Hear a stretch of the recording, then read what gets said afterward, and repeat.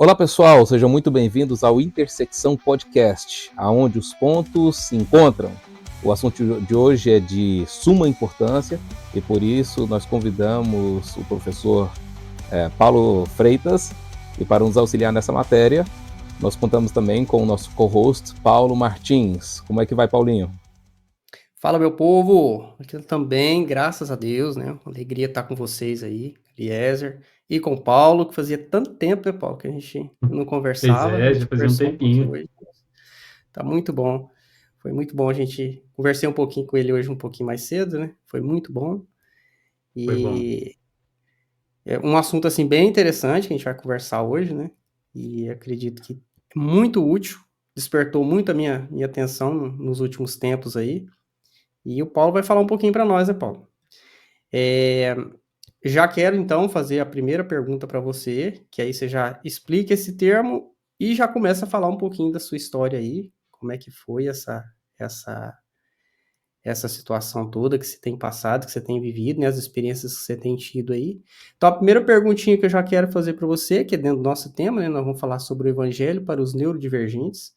Então, a primeira perguntinha é isso aí, o que é neurodivergente, Paulo? O que é essa palavrinha? O que significa isso? O que você pode resumir aí para nós? Olá a todos, vocês que estão aí ouvindo. Bom, o termo neurodivergente, ele surgiu com a intenção, surgiu de pessoas com neurodivergência, com a intenção de mostrar pessoas que tinham um pensamento que destoa desse conhecido pensamento padrão. Neurodivergente é um modo de ser, mas é um modo de ser baseado na estrutura do desenvolvimento do cérebro. Não é um modo de ser como existem grupos, clãs, famílias, não é nesse sentido. Não é algo escolhido. Então, a neurodivergência está baseada no neurodesenvolvimento. Como é que o cérebro foi desenvolvido, foi formado, é constituído. Isso não depois do nascimento, mas desde antes do nascimento. Então, a neurodivergência ela não é um jeito de ser que eu escolhi ser. Eu nasci já com o meu cérebro desenvolvido dessa maneira. Por que é tão comum as pessoas acharem que só tem um modo de ser? Porque 99, 98% da população mundial é conhecida como neurotípica ou alista. O que é neurotípico ou alista? Neurotípico quer dizer que tem um desenvolvimento típico do cérebro. E alista são pessoas que às vezes podem ter algum desenvolvimento diferente, mas não são autistas. E a neurodivergência, essas duas palavras são importantes, neuro e divergência. Neuro é a respeito do cérebro e divergente que diverge do desenvolvimento típico. Então, quando nós falamos em neurodivergente, é um desenvolvimento do cérebro que diverge do desenvolvimento típico. E essas pessoas que são neurodivergentes, entre os neurodivergentes,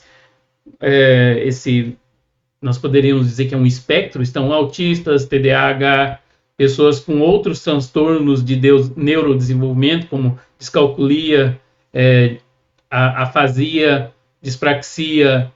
Também poderíamos incluir aí pessoas com depressão crônica, pessoas com esquizofrenia. Isso mostra que o espectro do neurodesenvolvimento, da neurodivergência, ele é bem amplo. E essas pessoas, elas, no mundo conhecido neurotípico, são tidas como pessoas estranhas, anormais,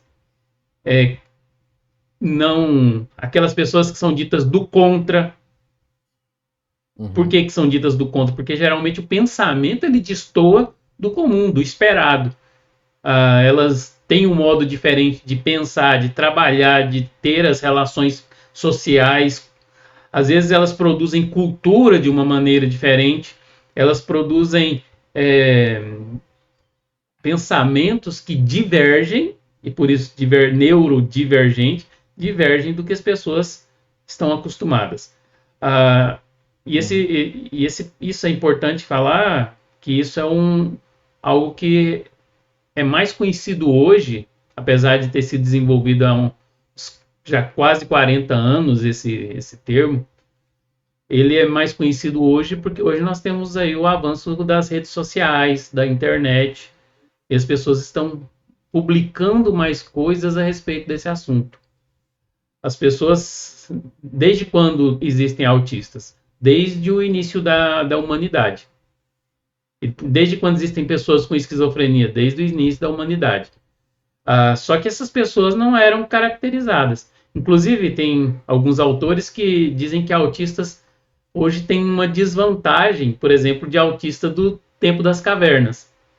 O tempo das cavernas não tinha um desenvolvimento das pessoas como tem hoje, socialização como tem hoje, e os autistas tinham vantagem nisso. Porque o autista era alguém que desenvolvia métodos de caça diferentes e tudo, e ele conseguia se adaptar num ambiente que não tinha tantos estímulos como tem hoje, de luzes, sons, os barulhos da cidade, tudo isso. Então, na história, nós vamos encontrar essas pessoas que foram chamadas de excêntricas. As pessoas neurodivergentes foram chamadas de excêntricas. E aí nós temos exemplos de pessoas neurodivergentes, ou pelo menos que têm sintomas neurodivergentes, que era como Leonardo da Vinci, Rembrandt, aquele artista francês lá, me fugiu o nome dele agora da memória, aquele que tentou suicídio, que cortou a própria orelha, músicos famosos. Então nós temos aí Van Gogh, exatamente, o Van Gogh. São pessoas que hoje, diante do avanço da psiquiatria, da psicanálise, da psicologia, seriam diagnosticadas facilmente como neurodivergentes. Então isso é a neurodivergência. No Evangelho, o Evangelho tem alguma coisa a dizer para os neurodivergentes? Ele responde a algumas das questões que são levantadas pelos neurodivergentes? Então, eu estou escrevendo um livro que eu vou tratar sobre isso, que é esse aspecto da neurodivergência e o reino de Deus. Ainda está em desenvolvimento. Mas a realidade é que o Evangelho ele se propõe a responder aquilo que a gente pergunta para ele. E há alguns anos essas perguntas não eram feitas e não tinham como ser feitas. Agora elas são apresentadas e a gente, mais do que tentar inferir no Evangelho a neurodivergência, é encontrar no Evangelho a diversidade. O Evangelho, principalmente naquilo que Jesus faz ali em Israel, o Evangelho ele une dois povos extremamente opostos, que são os judeus e os gentios. Isso, na concepção do Antigo Testamento, do judeu, era praticamente impossível. E Jesus vem trazendo algo que mexe com a estrutura do judaísmo e que coloca no judaísmo algo mais amplo, que era o evangelho para toda criatura. E quando ele coloca o evangelho para toda criatura, ou as boas novas para toda criatura, o reino de Deus para toda criatura, ele está dizendo que precisa ser inserido no evangelho não somente aqueles que têm um padrão de ser, mas qualquer estrutura de pensamento, qualquer estrutura de desenvolvimento, seja cultural, filosófico, tudo o evangelho ele alcança essas pessoas. E a gente vê ali nos evangelhos Jesus mexendo exatamente com aquilo que causava um mal-estar na sociedade judaica.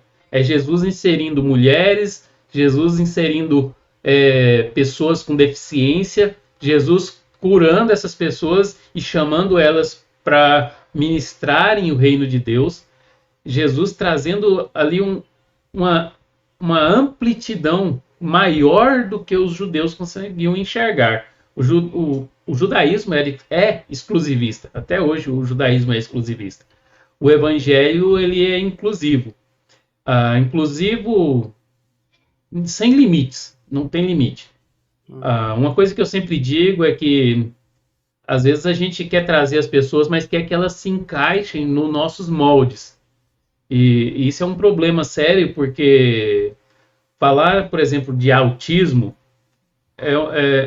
não dá para encaixar o autista em qualquer molde.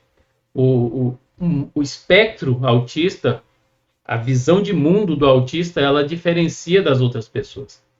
E as pessoas que não são autistas não conseguem enxergar isso. E aí é onde as pessoas criam um evangelho de elite, um evangelho de normatização, um evangelho de padronização.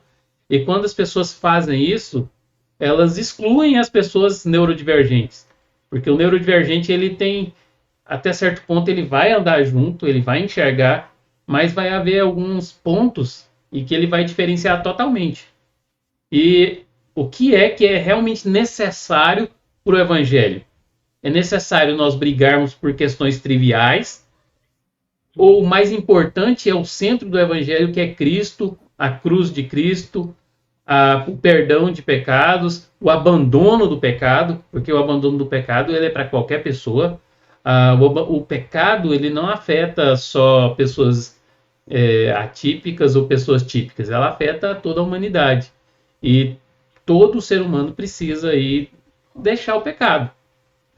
O pecado não é uma questão, eu sou autista, então eu posso pecar, ou eu sou TDAH, eu sou esquizofrênico, eu posso pecar. Nenhuma pessoa neurodivergente cristã acha que isso é certo. Então, nesse sentido, o evangelho ele vai além de cultura, além de bandeiras, além de qualquer visão de mundo que as pessoas tenham. Mas por que é comum as pessoas acharem que existe um padrão? Porque, como eu digo de novo, 98% das pessoas têm uma visão típica do mundo, uma visão comum. E é então comum que as pessoas achem que o jeito delas é o jeito de viver igreja, de viver evangelho. Só para ter uma noção, eu fui diagnosticado com autismo em 2019. Desde 2010, mais ou menos, eu não conseguia mais participar regularmente dos cultos de domingo da igreja. Eu ia nos cultos de terça-feira e ia na escola dominical. E eu evitava os cultos de domingo à noite. Qual era a razão? Eu não conseguia mais suportar o barulho nos cultos, eu não conseguia mais... eles começaram a colocar luzes na igreja, aquilo me fazia muito mal. Eu tinha dificuldade com toda a socialização que acontecia ali naquele ambiente. E eu parei de frequentar os cultos de domingo à noite. Eu ia uma vez no mês, às vezes tinha mês que eu nem ia à noite, mas todo culto de terça-feira à noite, todo culto, toda a escola dominical estava lá. E o que isso causou nas pessoas? Ao invés de elas procurarem saber por que eu não ia, isso causou um mal-estar nelas. Bom, você não vem no culto de domingo à noite porque você não está sendo cristão. Apesar de eu ser uma das pessoas que mais estudavam Bíblia, uma das pessoas que mais estava envolvida no ensino da palavra, tudo isso não fazia diferença para as pessoas. Eu tinha que estar no culto de domingo à noite. Os pastores começaram a me questionar: por que você não vem no culto de domingo à noite? As pessoas estão vendo isso com maus olhos. E eu tentava explicar: olha, eu não estou me adaptando. Você tem que mudar o seu jeito. E eu não conseguia.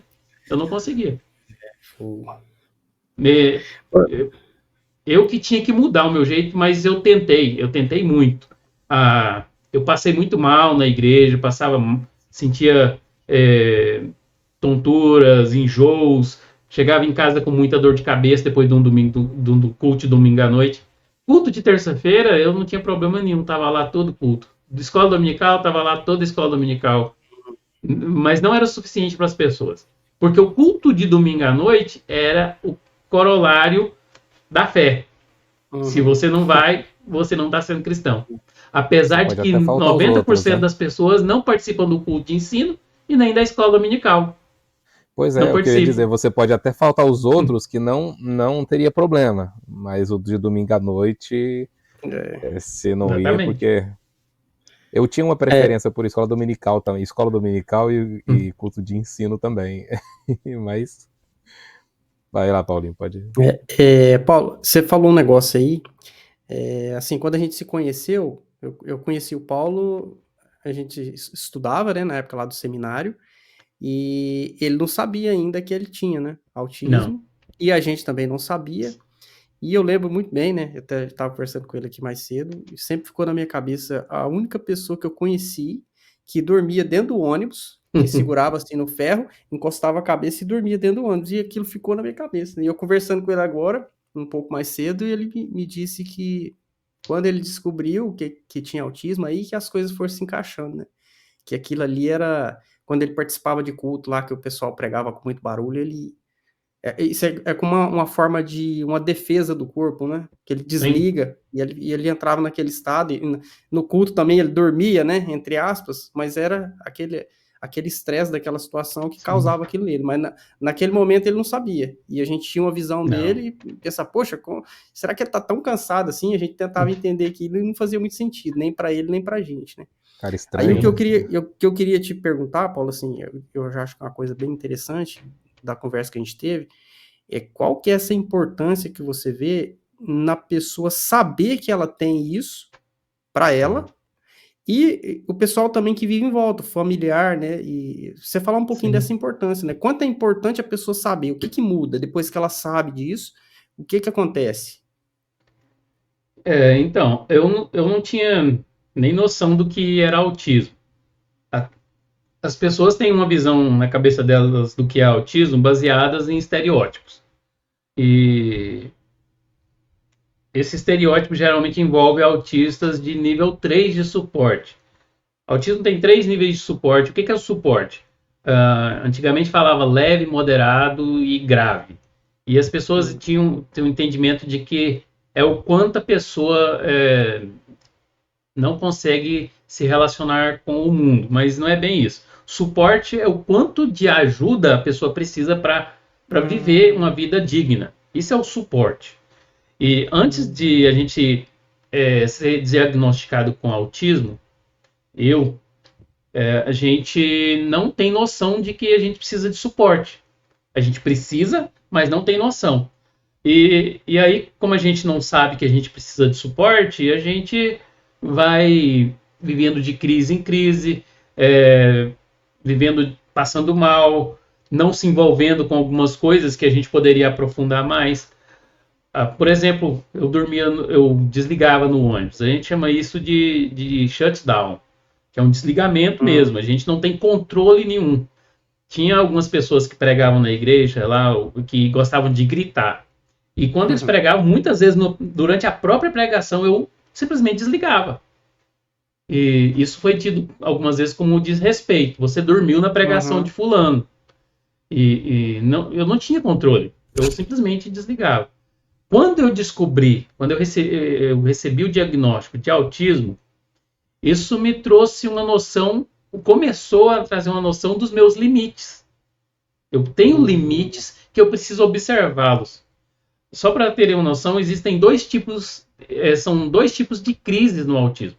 O shutdown, que é essa crise de desligamento, e o shutdown, que é a crise de desligamento, e o meltdown, que é a crise explosiva.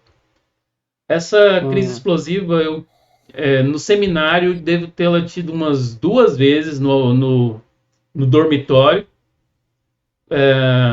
Eu acho que quando eu tive, você não estava lá mais no internato. E assim, os Porque eu já alunos tinha não tido minha entenderam. crise. Eu não estava no internato porque eu tive a minha crise e saí Sim, correndo ali, não aguentei ficar. Você ainda eu tive. permaneceu. Os outros alunos do internato não entenderam nada. E a gente grita, explode, estoura. Muitas vezes, quando eu tive essas crises, minha esposa praticamente viu várias delas. Eu quebrava celular, eu não importava que estava na minha mão, eu jogava no chão, eu machuquei minha mão, meu pé, porque a pessoa autista, quando tem essa crise explosiva, ela sente necessidade de tirar aquilo dela e ela começa a debater. Algumas pessoas batem a cabeça, algumas pessoas se arranham, outras se mordem. E eu tinha uma crise dessa quase, pelo menos uma vez por mês, eu tinha uma crise dessa. Hoje, depois do diagnóstico, eu acho que já tem pelo menos 3 anos que eu não tive nenhuma crise explosiva. Então, o diagnóstico traz para a gente como a gente entender os limites e respeitar esses limites. Então, quando eu percebo que eu estou caminhando para uma crise explosiva, eu largo tudo ali, saio e vou esfriar a cabeça. Eu falo para minha esposa, dá um tempo que eu preciso me reabastecer, eu preciso melhorar. E saio, vou ficar sozinho no quarto, entro pro quarto, fecho a porta, fico quietinho. Meia hora depois eu estou tranquilo. Isso me mudou totalmente. Então, o que o diagnóstico traz? Ele traz essa capacidade de a gente enxergar os limites próprios e entender como é que a gente reage diante do mundo. Lá no meu trabalho, eu faço parte, eu entrei no trabalho como PCD, por causa do autismo, e eu tive uma crise explosiva no começo, mas eu comecei a chorar por causa do barulho, que era muito, e eu tive algumas crises de desligamento. O que eu faço? Quando eu percebo, eles já me liberaram, eu saio, vou para algum lugar, sento, espero um tempo para passar, e eu melhoro e volto para o trabalho. E eles entendem. Então, receber um diagnóstico, nos dá qualidade de vida. Nos faz respeitar os nossos limites. E para as pessoas, para as outras pessoas, faz as pessoas enxergarem a gente de uma maneira que menos preconceituosa, talvez? Menos preconceituosa. Porque, olha, uma crise explosiva, ela não tem nada de bonito e depois a gente se sente envergonhado com ela. A gente fica envergonhado. Mas o que a gente precisa fazer é evitá-las. A gente pode evitá-las. Só para ter uma noção, meu filho, ele tinha muita crise até por volta dos 4 anos de idade. Hoje ele está com 9 e a gente já está com 5 anos que ele não tem crises. Crise praticamente nenhuma. Nem a explosiva e nem a de desligamento. Meu filho... E por quê? Porque o diagnóstico dele veio cedo. A gente diagnosticou ele com 3 anos de idade. E aí a qualidade de vida, fazendo terapias, todo acompanhamento psicológico, psiquiátrico, neurológico, tudo isso faz com que as crises dele praticamente não venham. Quando ele começa a ficar cansado, a gente tira ele. Ele mesmo já sabe. A gente ensinou técnicas de respiração. Ele respira, se acalma. E simplesmente isso ajuda ele. Quer dizer, ele vai ter uma qualidade de vida adulta muito, muito melhor do que a minha. Muito melhor.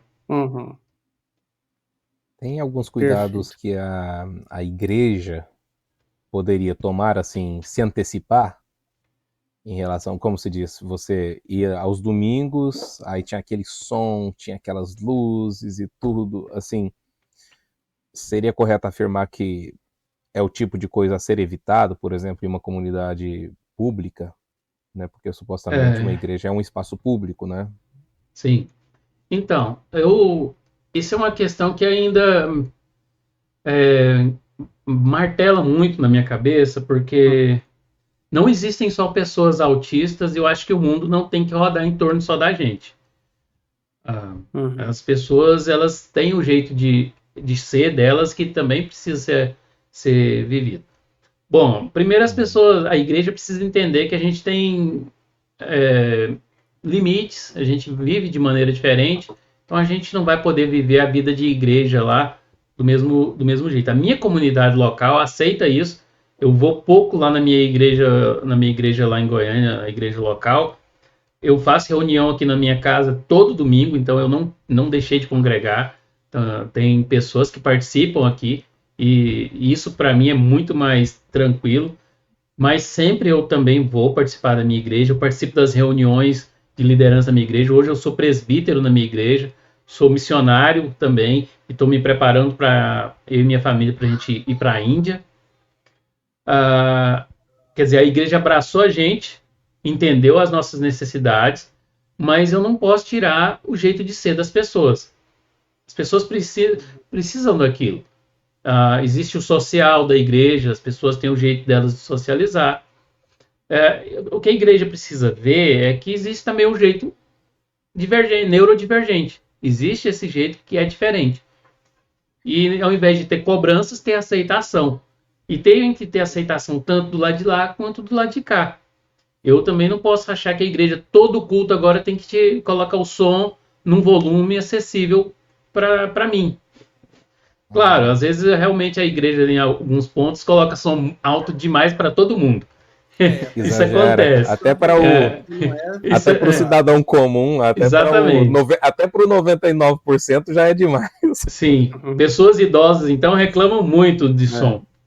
E olha que o idoso não escuta direito, hein? Se o idoso está reclamando do som alto, uma coisa está muito errada aí. Isso acontece muito. Então, assim, eu acho que a igreja poderia ter um equilíbrio melhor nisso. Às vezes coloca o som um pouco mais acessível para todos, mas fazer talvez programações que chamem atenção para todos. Olha, tal dia nós vamos fazer uma programação, um domingo no mês, nós vamos ter uma programação mais acessível, que todos vão poder participar sem sofrimento para ninguém, tudo, para facilitar. Aceitar o diferente sem torcer o nariz, sem ficar espantado, é um caminho para a igreja ter as pessoas neurodivergentes ali no meio deles. Tem autista que não tem problema nenhum com barulho. Agora, para outros, é muito problemático. Eu conheço alguns que gostam até de barulho alto. Então, por quê? Porque o autismo é um espectro. Ele não é uma linha reta. Esse aqui é assim, assim, assim. Não. Ele é um espectro em que as pessoas têm as suas próprias características pessoais e elas têm as suas deficiências dentro desse espectro. Então, para a igreja ter que adaptar tudo isso seria muito difícil. A igreja precisa ser acessível para todos, facilitar para todos, facilitar para o idoso, facilitar para o cego, facilitar para o surdo, facilitar para o autista. Isso deveria ser a ideia que a igreja deveria alcançar. No mundo perfeito, isso seria excelente. O mundo não é perfeito, então eu vou faltar mais, eu não vou participar de mais cultos do que a maioria das pessoas. Eu aceito isso e a igreja entende. O Paulo não consegue participar de cultos como a maioria das pessoas. Tá ótimo. Aí a igreja me exclui e fala, o Paulo então não participa disso, não recebe isso. Não, a igreja me inclui e o que eu posso participar, eu vou me desenvolvendo e vou participando e vou investindo no reino e o reino vai investindo em mim. Então é algo que precisa acontecer nessa condição. Estava falando hoje com o Paulo, pais de crianças autistas, 80% dos pais de crianças autistas que já eram cristãos, católicos, até abandonam a igreja quando tem o diagnóstico dos filhos. Isso acontece muito. Eu até contei um relato que meu filho, um dia eu estava pregando e a gente ainda não sabia do diagnóstico do nosso filho e ele teve uma crise. E eu tive que deixar o microfone e ir lá ajudar a minha esposa por causa da crise que ele teve. Depois eu voltei e assumi a pregação de novo. Bom, eu nunca mais fui chamado para pregar nessa igreja. Nunca mais fui chamado. A primeira coisa que eu imaginei que ia acontecer quando você falou isso, né? Na verdade, nunca mais mandaram mensagem, nunca mais falaram comigo. Quer dizer, se a igreja talvez soubesse que meu filho é autista, soubesse que eu sou autista, talvez isso não acontecesse. Mas, assim, acho que mesmo quando a igreja não sabe, a igreja deveria, às vezes, ter um pouco mais de empatia. Mesmo, aconteceu uma situação e ele foi lá, na verdade, deveriam ver isso como uma coisa boa. O pai se preocupando com o filho. Mas, às vezes, não é isso que acontece. Então, a igreja deveria, às vezes, ter essa visão mais empática. Uma coisa que acontece, criança autista na igreja, Eu tenho aí, eu até mencionei, tem a pastora Aline, se vocês procurarem no Instagram, pastora Aline, ela trabalha com inclusão de crianças autistas na igreja. Vocês vão ver alguns vídeos de crianças autistas durante o culto. E assim, quando tem criança autista no culto, a ideia que as pessoas têm de culto silencioso, tudo tranquilo, ela acaba. Porque, principalmente crianças autistas de nível 2 e 3 de suporte, eles podem demandar mais cuidado e eles podem fazer mais barulhos, eles têm sons repetitivos, eles podem ter mais crises durante o culto, e isso acaba mudando a ideia de decência e ordem que a igreja tem. Tem até que rever o que significa isso, né? Sim. Dentro desse contexto aí. Antes de eu descobrir que eu era autista, eu já tinha revido muito sobre essa questão de decência e ordem.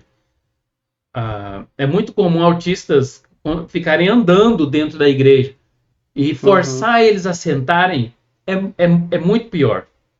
Então é muito comum o autista precisar ficar andando de um lado para o outro, e quando eles estão andando é que eles estão prestando atenção.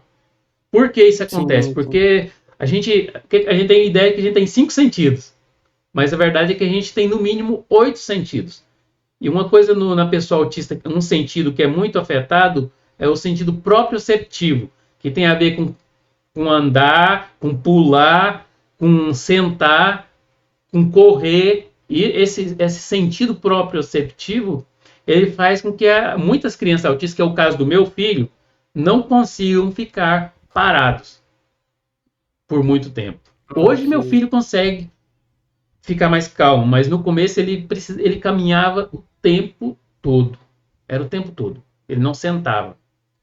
Isso me desgastava muito a mãe dele, mas hoje ele consegue ficar 1 hora sentado. Mais do que isso, já começa a bagunçar com ele, não consegue. Então, assim, mas tem criança autista que não consegue trabalhar isso. Por mais que os pais trabalhem, ela consegue ficar 15, 20 minutos sentadas. E aí elas vão ficar 40, 50 minutos andando de um lado para o outro. Isso é um desafio para professores de escola bíblica, de crianças, para a salinha lá na hora do culto que leva as crianças. É um desafio que precisa de professores capacitados para trabalhar isso. A ideia de sentar as crianças lá, sentar todas as crianças e fazer uma pregação, às vezes não vai acontecer. Precisa, às vezes, de um ensino mais desenvolvido. A pastora Aline mesmo que eu estou falando, ela tem lá momentos na salinha das crianças em que as crianças estão tudo brincando, pulando, aprendendo. E ela liga esse movimento ao ensino do Evangelho. E aí a gente vê crianças orando, crianças aprendendo a ler a Bíblia, estudar a Bíblia. Estava até falando com o Paulo hoje mais cedo, o meu filho, a gente não força ele a nada na fé. E hoje, ele por si mesmo, ele não gostava de orar de jeito nenhum. A gente falava, vamos orar? Ele não queria orar. A gente deixava. Hoje, com 9 anos, quase 9 anos, com 8 anos, ele chegou para a mãe dele há algum tempo e falou que queria orar todos os dias antes de dormir. E ele, por vontade própria, ora todos os dias agora antes de dormir. Então, às vezes, o jeito de aprender é diferente, mas consegue resultados podem ser muito grandes. Meu filho, ele entende mais do que muitas crianças que participam de escola dominical, de salinha. Ele entende porque eu e minha esposa ensinamos ele um método próprio para ele. Ensinamos Bíblia, teologia, questões muitas vezes complexas de teologia, a gente ensina para ele. E ele aprende, e depois a gente pergunta a ele, você lembra disso? Ele se lembra, e ele sabe explicar, e ele tem perguntas muito boas, que às vezes deixa a gente bem assim, intrigado, como é que ele conseguiu desenvolver aquela pergunta. Crianças autistas, elas têm uma capacidade de focar numa área e entender tudo sobre aquele assunto. E se a gente ensinar elas a gostarem da fé, sem forçar nada, e elas desenvolverem um foco na fé, elas são cristãs excelentes. Elas vão se tornar cristãs excelentes. Paulo, eu queria ampliar agora uma coisa que você tinha dito aí. Você está falando aí sobre ensinar, né? Sobre ensinar a criança e o desafio de achar uma forma de ensinar. E até agora assim, a gente tá falando bastante dessa parte do autismo, mas eu queria te fazer uma pergunta seguinte: o que você já pensou sobre essa questão, eu, cristão, o desafio que eu tenho de compartilhar o evangelho com as pessoas que estão que são neurodivergentes, mas assim, não só no autismo, mas de uma forma geral, e para ser mais específico, o que eu queria saber, assim, aqueles casos bem extremos, aquela condição que a pessoa está na condição que é bem complicada mesmo. O que você já pensou sobre isso, nesse sentido? A pergunta é a seguinte: é possível a gente compartilhar o evangelho? Que desafio que a gente tem em tentar compartilhar o evangelho com essas pessoas, ou não? Existe um tipo de pessoa que é impossível dela entender, e como que fica essa questão? O que você já pensou nesse sentido?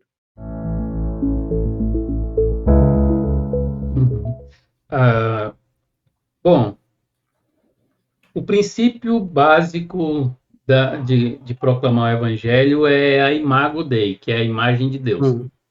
Todas as pessoas, elas têm a imagem de Deus. E é essa imagem de Deus em nós que nos faz poder compreender o evangelho. Então, se alguma pessoa não tiver a imagem de Deus, essa pessoa seria impossível aprender o evangelho. Quem tem a imagem de Deus, ela vai, de alguma maneira, entender o evangelho. Então, eu parto desse princípio. E aí, quando eu olho para as escrituras, não existe pessoa que não tenha a imagem de Deus. Não existe ser humano que não tenha a imagem de Deus. Todos fomos formados à imagem e semelhança de Deus, que está lá no Éden, no Gênesis, esse texto. Nós encontramos na Bíblia um outro texto que diz que nem o louco erraria o caminho. A neurodivergência, ela inclui muitas questões que foram chamadas de loucura. Hoje o termo loucura não é mais usado, louco não é mais usado, porque existem diagnósticos próprios para cada uma das coisas, e a loucura ela é evitada. Mas quando o texto bíblico fala disso, ele está falando exatamente, nem o louco erraria o caminho, ele está falando exatamente de pessoas que têm as faculdades, alguma deficiência nas faculdades mentais, psicológicas, é exatamente disso que está tratando, porque era assim que se via a pessoa que tinha esses distúrbios, não tinha esses nomes. Então a Bíblia está falando, nem o louco erraria o caminho, nem o louco erra. E por que não erra? Porque existe um caminho que nos atrai a Deus. Por mais que o ser humano tenha essa tendência de querer pecar, é uma tendência inferior à nossa imagem de Deus. E é por isso que nós temos uma tendência maior de sermos atraídos a Deus. E seja essa pessoa tem a condição que for, ela tem a tendência de ser mais atraída a Deus. Um texto de Eclesiastes diz que nós temos como se fosse uma falha, uma falta dentro de nós do tamanho de Deus. E essa falta, ela está em todo ser humano. O ser humano, o pior ser humano que tem, vamos pensar no Hitler, o pior ser humano que tem, ele tende ainda a Deus. Hitler era um camarada extremamente religioso. Ele tinha tendência a Deus. Não estou dizendo que ele foi para o lado certo, mas ele tendia a Deus. Então, o que eu vejo é que nós precisamos mostrar o caminho melhor que essas pessoas podem viver, para elas não encontrarem o caminho de Hitler, para não serem pessoas como Hitler, para não serem pessoas perdidas, mas para elas encontrarem Jesus. E aí, nesse sentido, o apóstolo Paulo, ele escreve aos Coríntios de que Deus escolhe as coisas loucas desse mundo para exatamente fazer com que aqueles que se acham sábios fiquem perdidos, fiquem desorganizados. E aquelas coisas loucas, humildes, fracas, débeis, Deus escolhe exatamente isso. aquilo que para nós parece ser estranho, ignóbil, é isso que Deus quer. É isso que Deus quer. Então, Deus quer todas as pessoas com deficiência, com autismo, com esquizofrenia. Eu escrevi um texto no meu site que é que Deus quer salvar o psicopata. Porque na sociedade a figura do psicopata, todo mundo tem medo do psicopata, e realmente a pessoa que tem psicopatia, ela tende a destruir a vida da outra pessoa. E isso é o comum. Mas Deus quer salvar essa pessoa também. E aí eu olho para a pessoa autista está num outro extremo da psicopatia. O autismo não tem nada a ver com a psicopatia. Pelo contrário, o autismo, pessoas autistas tendem a ter um senso de justiça muito elevado. E às vezes esse senso de justiça chega até a ser problemático, causar um mal-estar. Pessoas autistas tendem a brigar por coisas que eles acreditam que sejam certas. E isso deixa um mal-estar na minha vida. Tentei brigar muito por coisas que eu acreditava que era certo. E às vezes, em alguns pontos eu estava certo, mas a maneira que eu fiz estava errada. Então, eu entendo que quando Paulo diz assim que Deus escolheu as coisas loucas desse mundo, Deus escolheu aquelas coisas que não eram para mostrar para aquelas que são que Jesus é Senhor, é aí que nós podemos entender que nós somos chamados para levar o evangelho para pessoas com qualquer neurodivergência, em qualquer uma delas. A gente precisa, para conseguir alcançar essas pessoas, tirar da nossa ideia o padrão de evangelização. Na verdade, é um padrão de evangelismo. Não é o padrão de evangelização, é o padrão de evangelismo.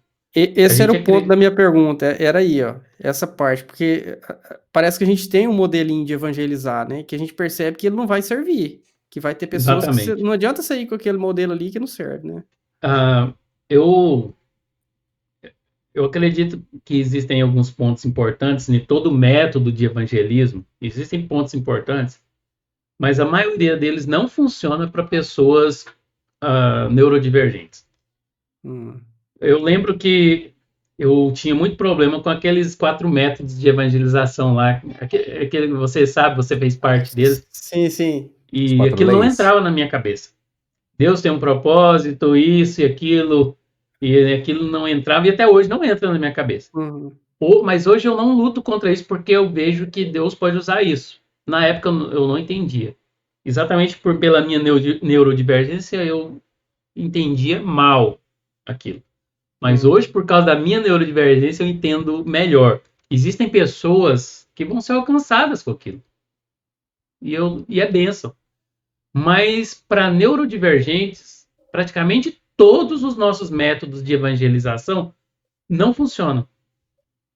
Porque a gente vai ali, prega para a pessoa e faz um apelo esperando que ela responda positivamente. Sim. E não é assim que funciona o cérebro neurodivergente. O cérebro neurodivergente precisa, principalmente da pessoa autista, precisa enxergar algo muito mais concreto. E isso pode levar 6 meses, 1 ano, 2 anos. Eu falei do meu filho sobre oração. Nós fazemos reunião em casa, falamos de oração para o meu filho e tudo. Nós levamos quase 5 anos para ele resolver orar. Pessoas não autistas, os pais chamam o filho para orar e ele vai. É muito fácil. Chama o filho. Agora, o que é comum em pessoas não autistas? O filho vive ali, ora com o pai, ora com a mãe, vive 10, até os 18, 19 anos, como se fosse cristão. E aí, simplesmente, depois eles abandonam a fé. Uma facilidade muito grande. Porque, na verdade, eles seguiram o que o pai e a mãe queriam. Com pessoas autistas é um pouco diferente. É difícil encontrar pessoas autistas que abandonam a fé. Por quê? Porque a pessoa autista, enquanto aquilo não fizer total sentido para ela, ela não vai viver. Então, enquanto... eu estou pregando, já tem 10 anos que eu estou pregando com a pessoa, e ela, se for uma pessoa neurodivergente, Às vezes ela vai precisar de 10 anos, mas enquanto ela não perceber que a mente dela está estruturada naquilo, ela não vai mudar. Uhum. E é isso Você que falando muitas aí, vezes... você falando aí, eu tenho uma sensação, aí você me diz se eu tô certo ou não, que o pessoal que é neurodivergente, normalmente eles têm uma menos tendência, ou talvez não tenha tendência para tal da hipocrisia, né? Isso tem Ah, um sentido nisso? tem um sentido. Tem um sentido, sim.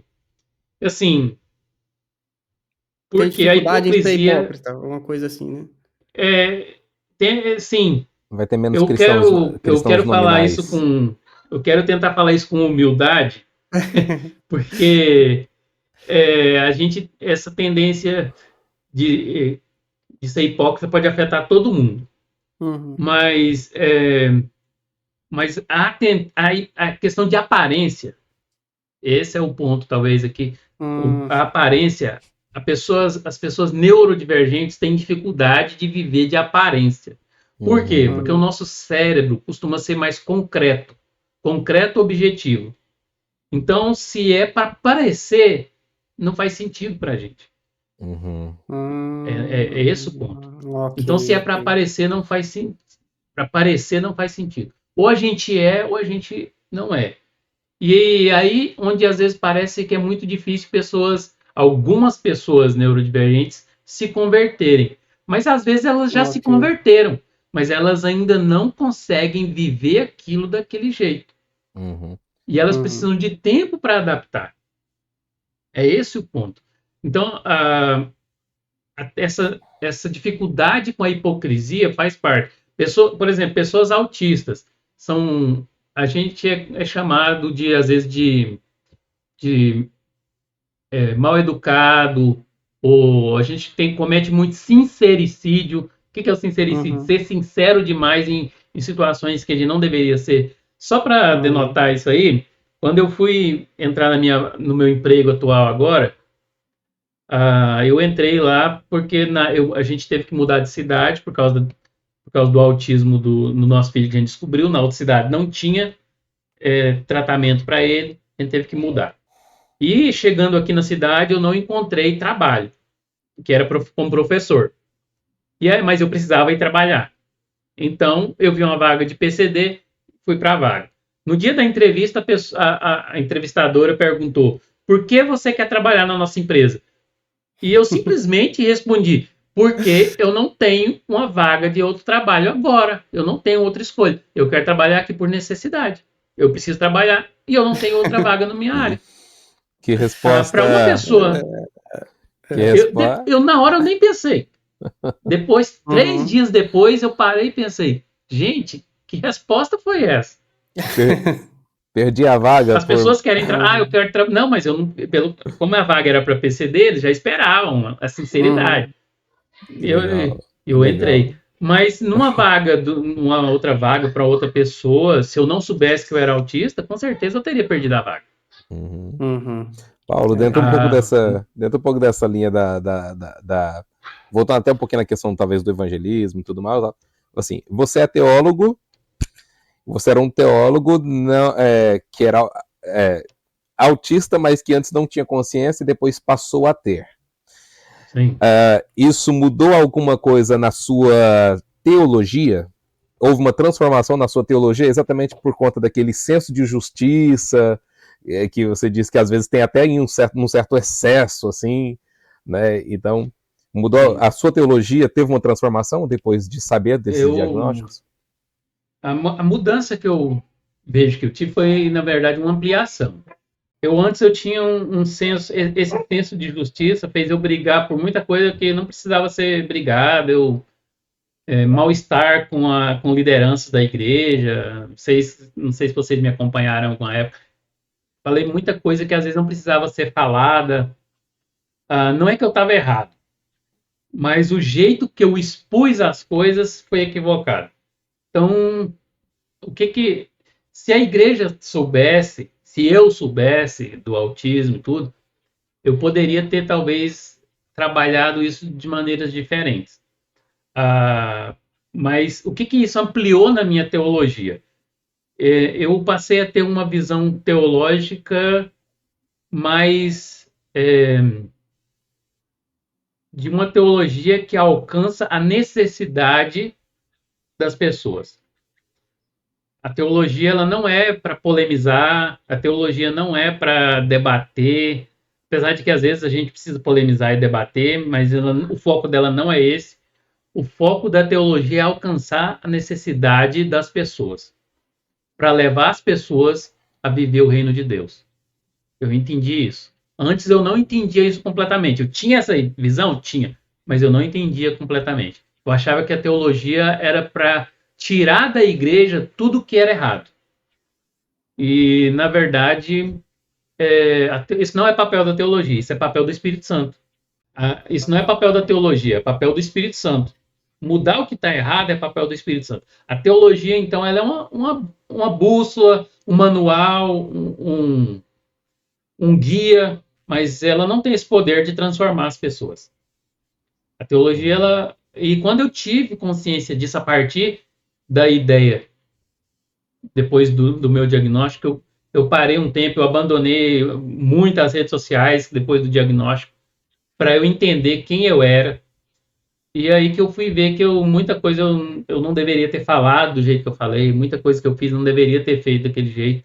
E eu comecei a usar a teologia para edificar as pessoas, para desenvolver elas para o reino de Deus. Antes eu não tinha essa percepção. Então, nesse sentido, a minha teologia ampliou muito.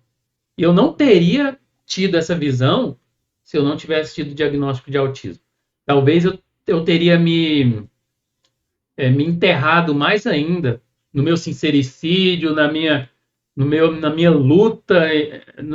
O preciosismo, né? Isso. Preciosismo eu teria teológico. me afundado muito mais nisso, e que foi um problema e que seria um problema. Aquela hora que a gente estava conversando, deu um negócio que eu achei bem interessante, e aí já uma ideia se eu não tiver mais... Na verdade, eu tenho muitas perguntas, como eu te falei, tem muitas coisas que eu gostaria de saber desse assunto, né? E eu acredito que a gente vai marcar mais encontros para falar Sim. mais. Tem muita coisa para falar, muita coisa interessante. Ô Paulinho, agora, tipo Mas, assim, da sua parte, da parte dele, tudo assim, eu tô bem suave, entendeu? Eu tô bem tranquilo. Agora só, tipo assim, do jeito que vocês tocarem, quiser soltar mais perguntas aí. Tá bem. Eu quero só fazer uma coisa que eu acho que é bem interessante. A gente tava conversando mais cedo sobre aquele seriado lá, né? O Teoria do Big Bang, né? Sim. Aí tem o personagem lá que é o Sheldon, né? Então, tudo que a gente conversou aqui, eu não conseguia parar de pensar nele, né? É um personagem fictício, mas que eu acho assim que é bem, bem interessante a história. E justamente lá, ele não achava que era, porque a mãe dele mandou examinar, né? Quando era pequeno. E na verdade, ele descobriu depois que não mandou nada, né? E assim, uma coisa que eu tinha antes de pensar sobre esse assunto era que pessoas que têm essa neurodivergência, né? Elas não tinha cura. Ela era daquele jeito e assim ia ser pro resto da vida. Só que ali no seriado eu comecei a perceber, né? Que ao longo da história a gente vê que no final ele é a mesma pessoa que sempre foi, só que ele melhorou muito. Mudou muitas coisas que era impossível ele ter e ele passou a ter, né? E aquele foi um seriado bem interessante. Mas aí eu conversei com você disse que... Você falou que muita coisa que se tem hoje, né? Na mídia, assim, muitos programas que mostram pessoas, principalmente com autismo, parece que uma romanceada na coisa, né? Não mostra realmente como a coisa é. Então, dentro disso, eu queria te perguntar assim, o que você acha que você poderia sugerir para nós de alguma série, algum filme, alguma coisa que você assistiu, que você acha que seria, isso aqui é legal vocês assistirem, que dá para vocês terem ampliar um pouquinho a visão sobre tudo isso que a gente está conversando. Você se lembra aí de algum que você pode indicar para nós? Tá. Eu quero só falar uma coisa que... Beleza. Autismo, para ser autismo, precisa ter prejuízo. Então, para ser autismo, precisa ter prejuízo. Prejuízo em quê? Prejuízo nas questões do neurodesenvolvimento. Autismo não é doença mental, não é transtorno mental, é um transtorno do neurodesenvolvimento, que é o desenvolvimento da socialização, da comunicação e comportamental. São esses 3 pontos. quais são os prejuízos? Prejuízo é que dificulta a socialização, como as pessoas se comunicam, como é que as pessoas entendem a interação social. E aí, quando a gente olha para essas séries, elas tendem a estereotipar as pessoas autistas, ou colocam algo exagerado, seja de características da deficiência, ou coloca algo exagerado no sentido de super... Sim. questões super, assim, como, por exemplo, super inteligência, super audição. Então, muitas séries fazem isso. Hoje, a The Big Bang Theory é bom, por que eu acho ela muito boa? Porque ela tende à comédia. Como ela é uma série de comédia, isso é muito bom, porque faz a gente ter essa leveza, mas as pessoas olham para o Sheldon e tendem a pensar que todo autista é daquele jeito. E não é. Uma característica que é autista do Sheldon, clássica de quase todo autista, ele tem um lugar que ele senta no sofá. Autistas, quase todos, têm um lugar de preferência em casa. Seja para ver TV, seja na cama. Então, isso é uma característica muito boa para a gente identificar no autismo. Lugares de preferência. Por quê? Porque isso é um lugar de conforto.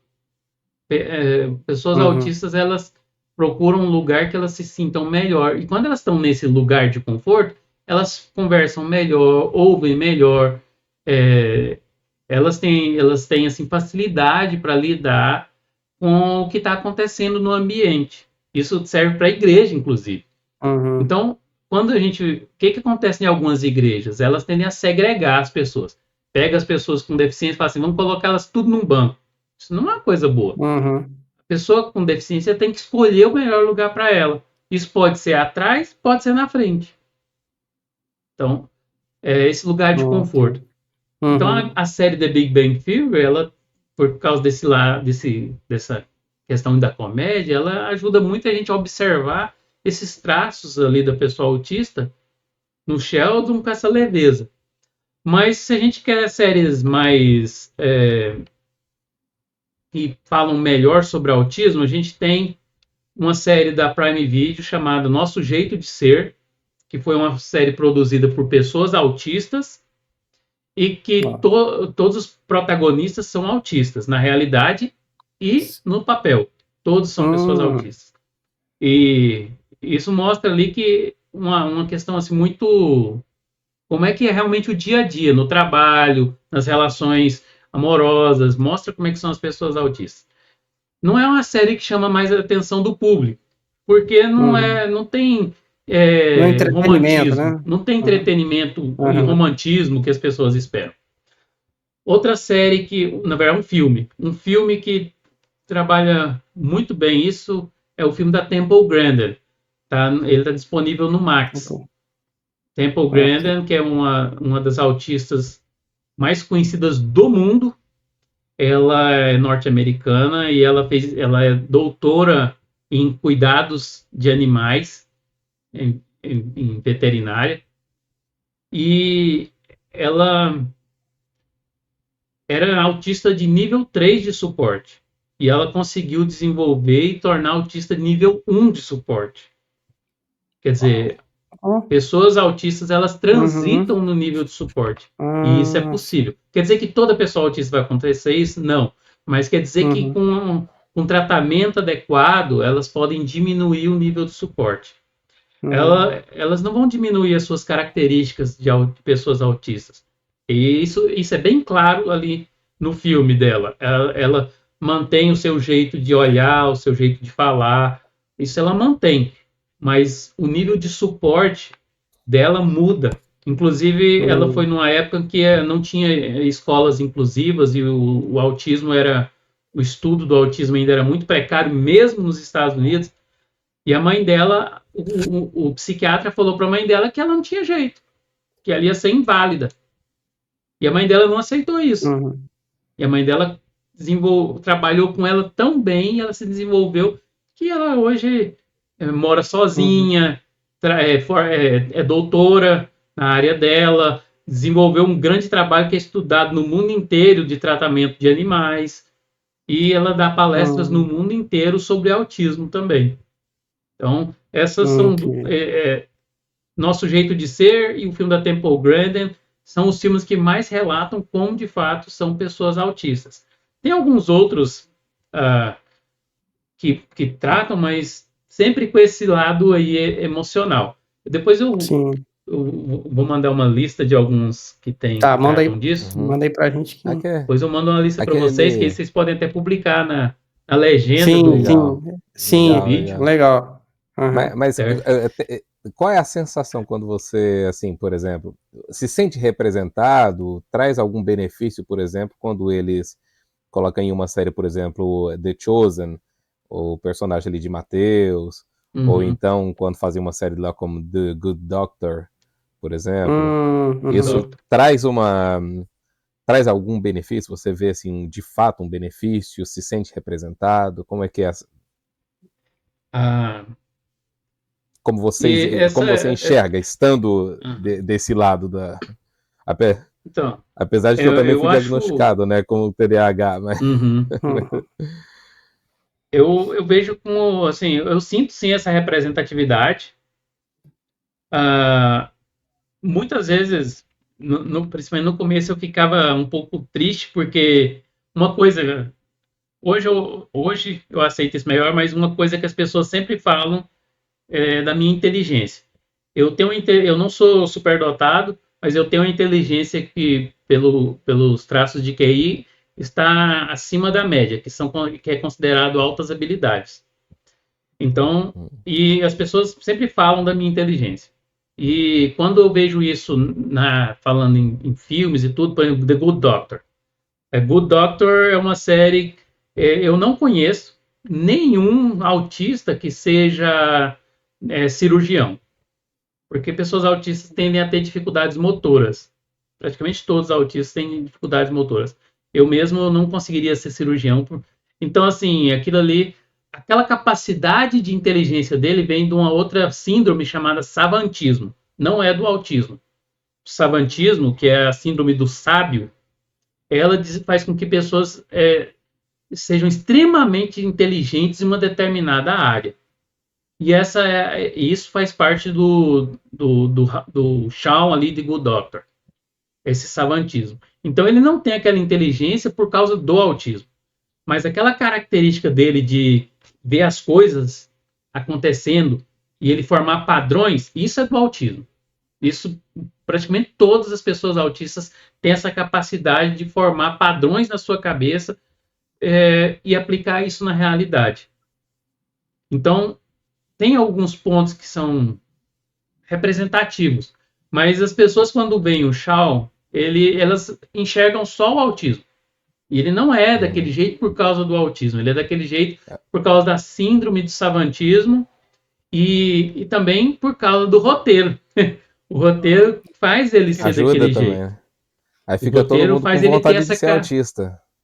Então, existem médicos autistas, mas eu não conheço, na realidade, cirurgião autista. Existem autistas que têm grandes habilidades em jogo de futebol, basquete e tudo como estrategista, mas não como jogadores. Algumas pessoas até ventilaram que o Messi seria autista, e já foi falado há muito tempo que o Messi não é autista.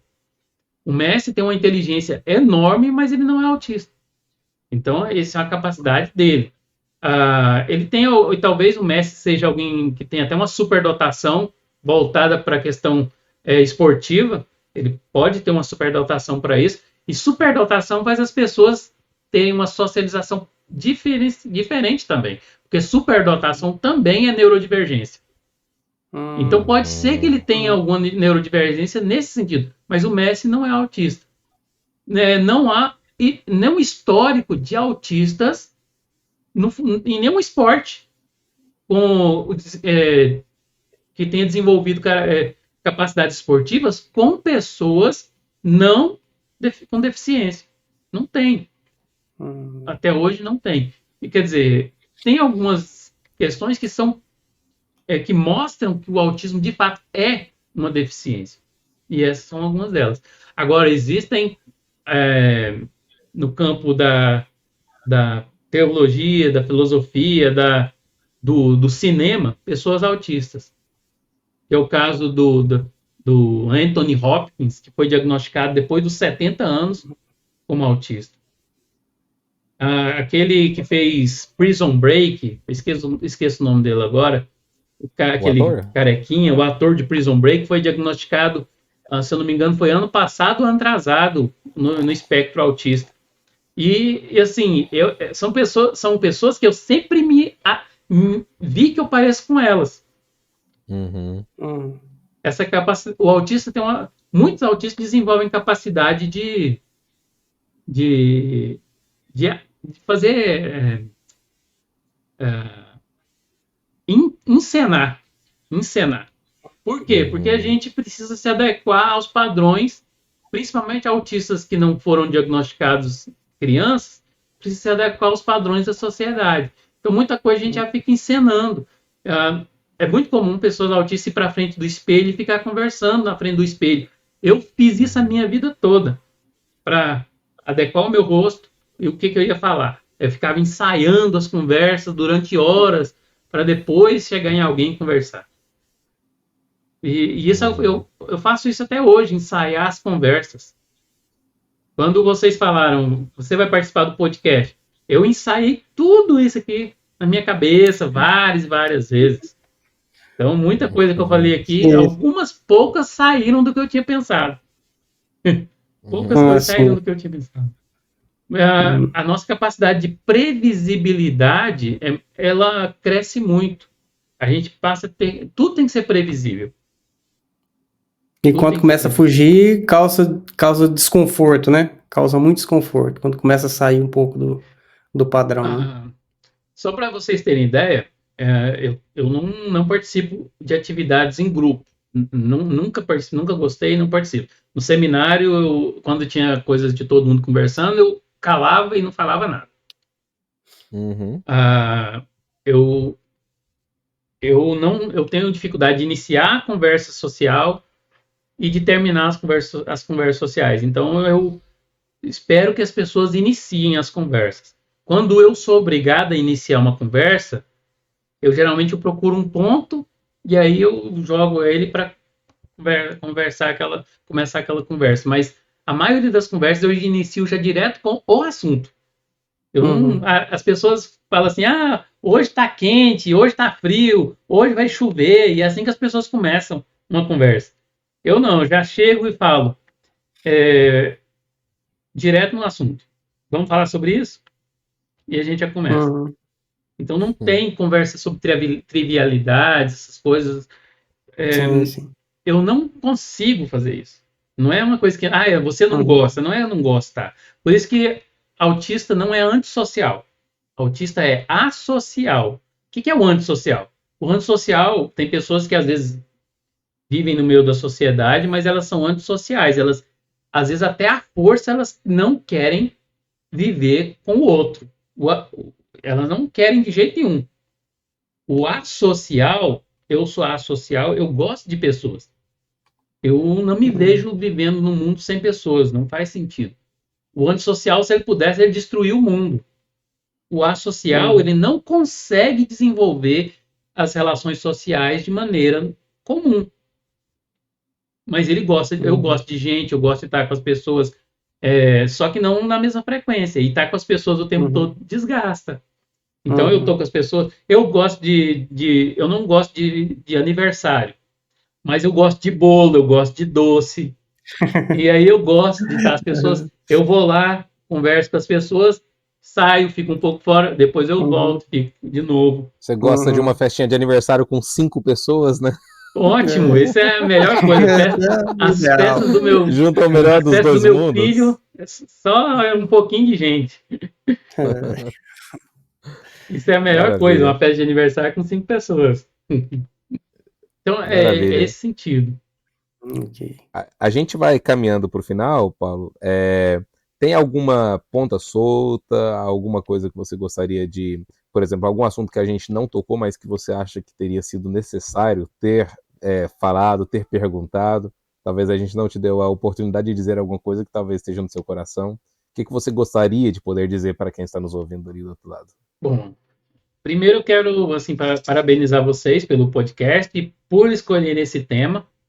Como eu até falei hoje, esse assunto, no geral, para as pessoas que não querem saber dele, é um assunto que às vezes se torna chato, cansativo,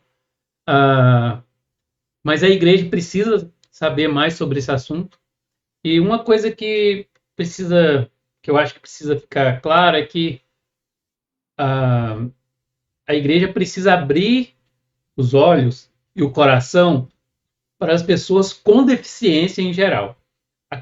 Hoje no Brasil, nós temos cerca de 43 milhões de pessoas com deficiência em geral, deficiência em geral. Desses 43%, desses 43 milhões, 2 milhões são pessoas autistas. E outros 2 ou 3 milhões são pessoas com outras neurodivergências. Então, a deficiência é algo que, desde a Revolução Industrial, ela foi jogada para debaixo do tapete. E jogada para debaixo do tapete, foi jogada para os manicômios, foi jogada para instituições, hospitais psiquiátricos, e a igreja deixou de enxergar essas pessoas. Agora, nos últimos anos, a igreja precisa abrir os olhos para essas pessoas com deficiência. Elas estão aí, elas estão participando ativamente da sociedade, eles não querem paternalismo e nem o olhar de pena. As pessoas com deficiência querem ser vistas como o que são, pessoas, mas com deficiência. E o que a gente pede é inclusão. A gente não pede... como uma vez eu perguntei para o pastor, fizeram um batistério lá em cima, atrás do altar em cima, e era impossível uma pessoa cadeirante subir. Eu perguntei para ele, eu nem sabia do autismo, eu era adolescente, eu perguntei para ele, como é que uma pessoa cadeirante vai subir? E ele disse, a gente carrega nos braços. Pessoas com deficiência não querem ser carregadas nos braços. Elas não querem isso. Na verdade, isso é humilhante e às vezes até degradante. Pessoas com deficiência querem fazer as próprias coisas delas. Se for inevitável carregar no braço, como a gente pode carregar qualquer pessoa. Aí sim. Mas as pessoas com deficiência querem inclusão. E inclusão é adaptação. É isso que a gente quer. Pessoas com deficiência querem adaptação para elas mesmas viverem de maneira digna. E a igreja precisa abrir os olhos para isso, para a dignidade das pessoas com deficiência em geral, não só autistas, em geral. E a igreja precisa ver que essas pessoas, elas também são cristãs, elas precisam de envolvimento com a fé e precisam viver o reino de Deus integralmente. No fundo, elas querem o que todo mundo quer, né? Ser considerado. Sim. É só porque eles são, os neurodivergentes são menos numerosos, mas eles querem o que todo mundo quer. Ou seja, Exatamente. De fato, não quer que seja feita uma diferença nesse sentido aí. Paulo, onde é que o pessoal pode encontrar você? Divulga aí as suas redes sociais. Também, se você quiser falar também dos seus livros, se tiver algum curso, alguma coisa, fala aí pro pessoal. Eu tenho um site, o meu site é ousia.com.br. Lá no site eu explico o que é ousia. Ousia.com.br, onde eu escrevo muitos artigos sobre teologia, filosofia, Bíblia, sobre autismo, neurodivergência. Agora eu vou começar a escrever mais sobre inclusão em sentido mais geral, porque ano que vem, na minha igreja, nós vamos começar o Ministério de Inclusão. O meu Instagram é Teólogo Autista. Eu estou escrevendo sobre inclusão lá, uma inclusão na igreja, e como é que a igreja pode se tornar mais inclusiva para as pessoas com deficiência. E eu escrevi esse aqui deixa eu pôr ele na minha frente aqui. Isso. Esse aqui é o meu livro, Teologia da Fraqueza. Eu recebi essa semana. Ele não é uma biografia, é um estudo bíblico sobre as cartas de Paulo, mas também tem muito sobre teologia sistemática, teologia exegética. Eu falo sobre como é que o cristão pode viver a fé cristã mesmo sendo uma pessoa com deficiência. E as deficiências em todos os sentidos. E eu mostro como é que isso está intimamente atrelado com o ser humano. O ser humano, desde o Éden, foi criado já frágil. Adão e Eva, eles não eram Deus, eles eram humanos. E ser humano é ser frágil. E aí eu falo como é que lidar com isso. E eu baseio isso a partir daquele texto de Paulo, na segunda carta aos Coríntios, em que Jesus fala para Paulo: o meu poder se aperfeiçoa na fraqueza. Não tem outro meio de alcançar o poder do Espírito de Deus senão vivendo a fraqueza de ser humano, e ser humano é aceitar a nossa fragilidade. Maravilha. Quer dizer alguma coisa aí, Paulinho? Alguma coisa antes da gente encerrar? Não, eu só quero te agradecer, Paulo. Quero te Eu agradecer agradeço muito, vocês, cara, muito obrigado por essa oportunidade. porque tudo que você está falando aí, pelo menos para mim, né, está sendo muito útil desde a nossa conversa que a gente teve mais cedo, né? Eu sei que é uma coisa muito útil, muito boa, algo que particularmente eu tenho muita curiosidade, como eu te disse, e eu sei também que é penoso para você, né? O pessoal, talvez o pessoal não tenha muita Mas eu consciência acho que muito bom, eu acho bom. as pregações, esses podcasts que você faz, eu sei que isso aí é penoso para você. No outro dia que você começa a sofrer, né? É por As isso que eu consequências. quase não gravo vídeo. Eu quase não gravo vídeo no meu Instagram, porque desgasta muito. Mas eu acho muito bom isso. Não acho ruim, eu acho bom. É ruim, mas é bom, né? Mas vale É a ruim, pena, mas é um sacrifício que é que vale a nem pena, né? rapadura. Que nem rapadura. É doce, mas É não é tudo. mole. Exatamente. Mas é isso aí, É Paulo. Eu te agradeço muito, cara. Te Eu agradeço agradeço muito. isso aí. vocês. Muito Eu obrigado. E também, espero mano. a Eu gente poder também. fazer mais, né? Como eu te disse, a gente já tem mais Isso. outras ideias dentro desse tema. Eu creio que tem muita coisa pra gente conversar Eu estou à disposição. sobre esse tema aí. Então é isso aí. Sim. E para o pessoal que está em casa e que percebeu a importância desse assunto, nós gostaríamos de convidar você a fazer com que esse material, com que essa mensagem chegue a mais pessoas. Como é que você pode fazer isso? É se inscrevendo no canal, é ativando o sininho para mais notificações, você vai receber cada vez mais vídeos desse tipo, e comentando, que seja, chamando, marcando pessoas, curtindo. Todas essas interações que o pessoal pede é exatamente nesse intuito de promover aquilo que está sendo feito. Então, tá aqui, o Paulo faz a sua parte, estamos aqui fazendo a nossa parte, então convidamos vocês a fazer a mesma. Espero que todos tenham gostado e fiquem bem, fiquem com Deus.